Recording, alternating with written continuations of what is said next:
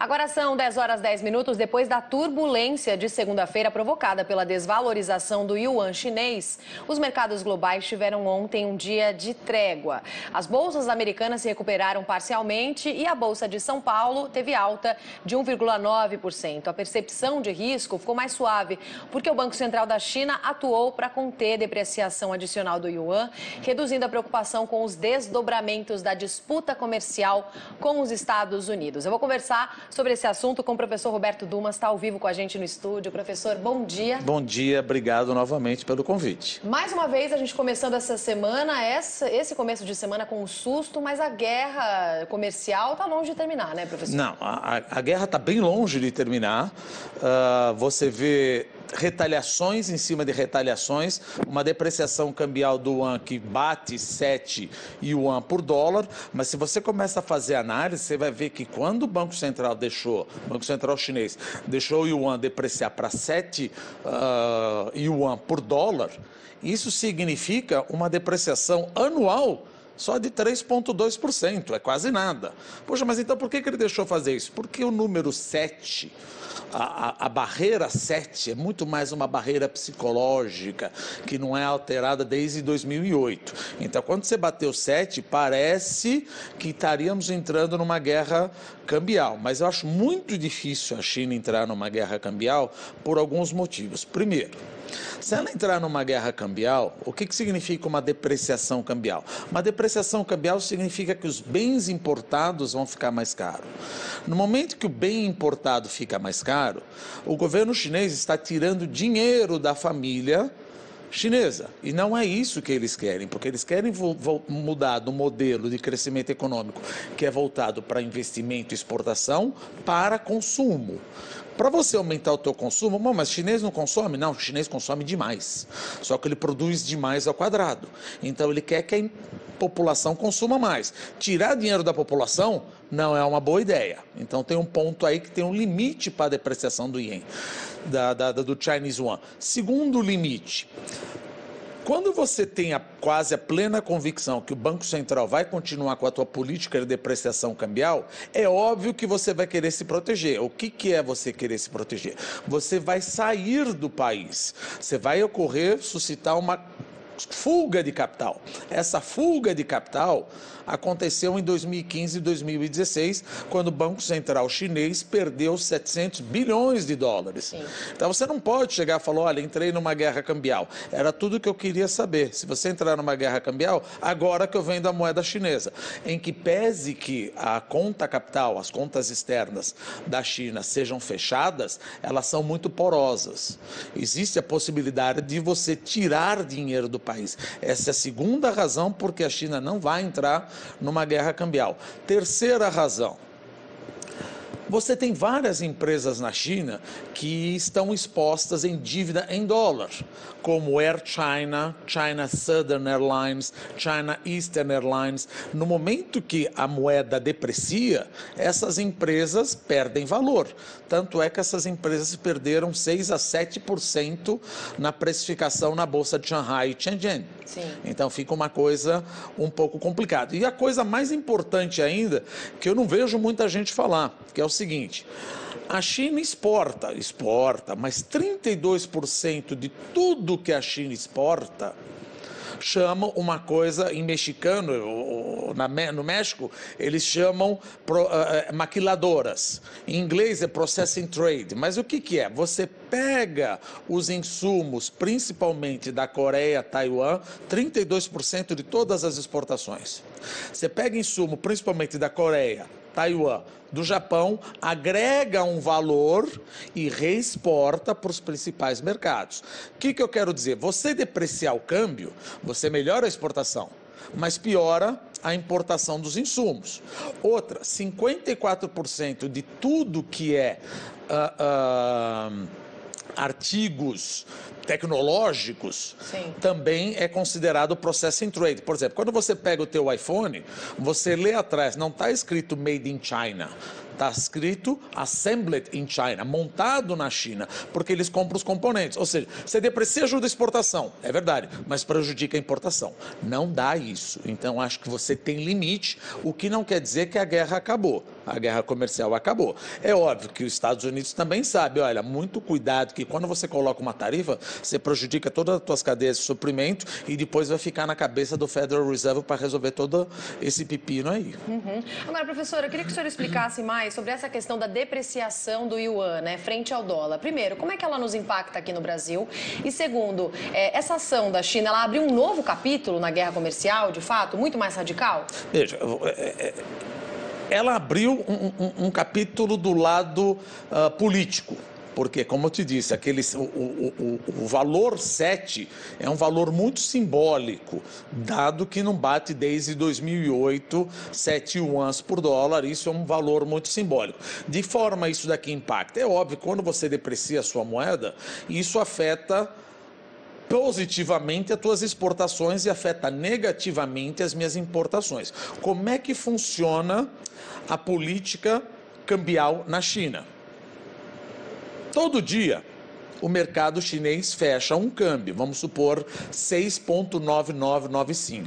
Esse fechamento vai ser a paridade central do dia seguinte. Essa paridade central, ela pode flutuar 2% para cima ou 2% para baixo, em condições normais de temperatura e pressão.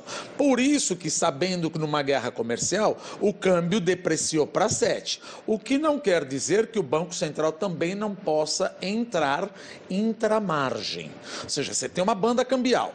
Como fechou hoje? 6,99. Esse é a meta. A meta pode ir 2 para cima, 2 para baixo. Mas eu posso entrar no meio se eu estou vendo que ele está apreciando demais ou depreciando demais. O que eu quero dizer? A China não tem um câmbio flexível. Ela tem um câmbio super controlado. Agora, achar que ela vai entrar numa escalada de guerra cambial... Não, porque ela tem limite para isso, ela está dando um tiro no pé. E outra, mas o que sobra para ela, já que ela já tributou 133 bilhões de exportações dos Estados Unidos? Não tem muito, a única coisa que ela pode fazer é transformar a vida das empresas norte-americanas que estão na China um pouquinho mais difícil, interpretar a lei de acordo com o Partido Comunista Chinês deseja.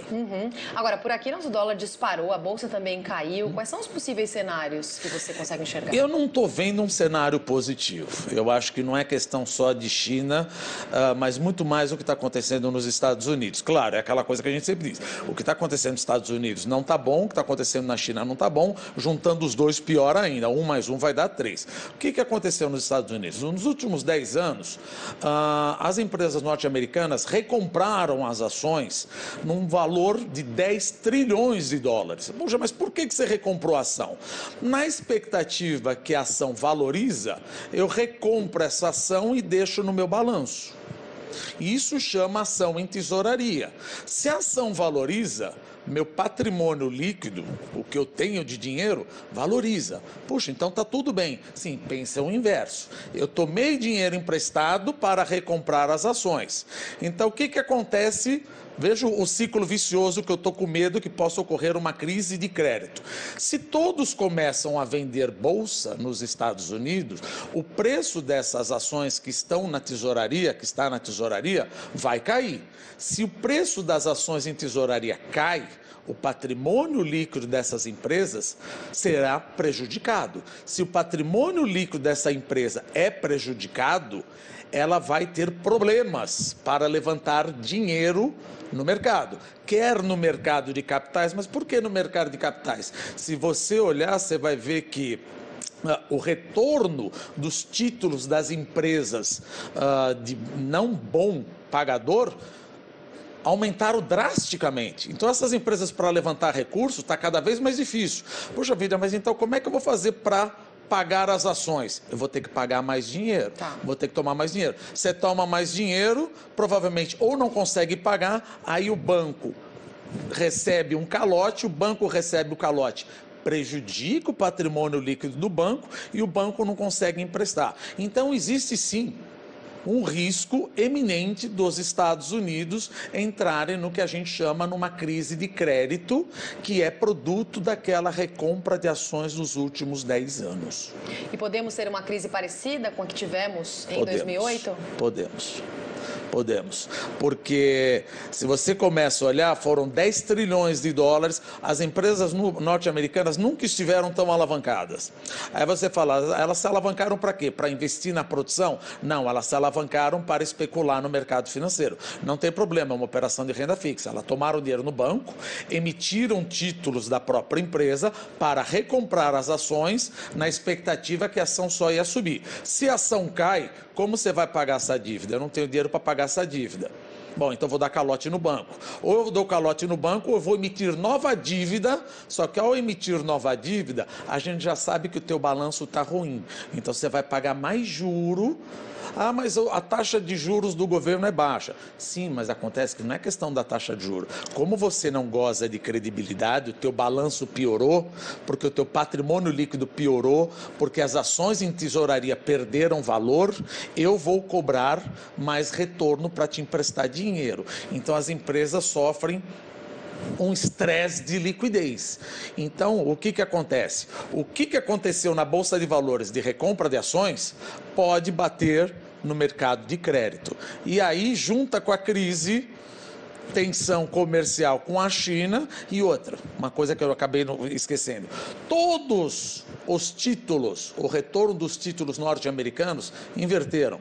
100% dos casos onde os retornos dos títulos norte-americanos inverteram por mais de 100 dias, preconizaram o começo numa recessão daqui a 200 dias. Essa é a média. Então, tudo mostra, mas não vai acontecer. Veja, ninguém está torcendo. Ninguém está torcendo, o que a gente precisa fazer é uma análise. Mas eu acho que dá para ganhar um dinheirinho num day trade. Eu também acho, mas no longo prazo, no médio prazo, é muita cautela e todos os sinais estão mostrando que entraremos em recessão, entraremos numa pequena crise e o Federal Reserve, o Banco Central norte-americano, já não tem mais muita arma para fazer isso. Que mais que eu tenho? Você tem mais de 15 trilhões de dólares de bonds no mundo, de títulos do governo no mundo, com retorno negativo. O que significa retorno negativo? Significa que está todo mundo correndo para título do governo dos países, porque eles estão com medo. Sim. É aquela coisa, leia entre linhas. O mundo está fugindo para a renda fixa porque não está confiando na Bolsa. E isso mostra que, muito provavelmente, os Estados Unidos entrará numa crise. Tem 100% de probabilidade? Não, mas se eu tiver que jogar uma probabilidade, a gente nunca joga 50%. Eu jogo uma probabilidade de entrar muito mais numa crise do que não entrar numa crise. O Brasil tem como se blindar de toda essa crise internacional? É claro que não somos uma ilha, né?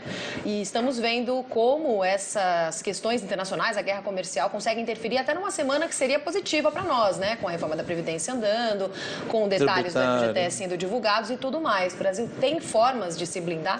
Não acho isso possível, porque vira e mexe eu ouço analista dizendo o seguinte, olha, os Estados Unidos está com problema, a China está com problema, o Reino Unido está com problema, a Europa como um todo está com problema, o Japão está com problema, a Argentina está com problema, já sei, o mundo vai vir para o Brasil para se proteger. Não faz o menor sentido, assim como nunca fez sentido uma coisa dessa. Sempre quando o mundo entra numa crise, por mais paradoxal que possa parecer, primeiro, você foge para ouro, veja como o ouro está subindo. Depois, você foge para franco suíço, que não tem tanta intervenção. E depois, você vai para dólar. Nunca você acaba entrando em reais. Aí você tem uma análise e fala, não, mas o meu contágio é pequeno porque o meu comércio internacional é menor. Sim, mas há uma fuga para a qualidade. Investidores estrangeiros sabem que se a economia mundial cair, de alguma maneira você é afetado. Você não é uma ilha, como você bem colocou.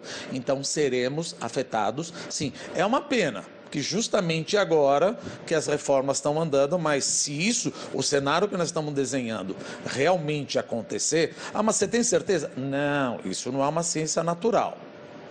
Não é uma equação de física. A gente aloca a probabilidade. Bom, mas não seja um economista que fala talvez 50%. Eu aloco uma probabilidade maior de dar problema no mundo do que uma probabilidade menor e o Brasil vai ser afetado. Certo. Professor, muito obrigada pela participação mais uma vez. Até segunda-feira. Eu que agradeço. Obrigado. Bom, a gente vai fazer um intervalo. Na volta tem mais notícias do Brasil e do mundo aqui no Manhã Band News. Fica com a gente, volto já já.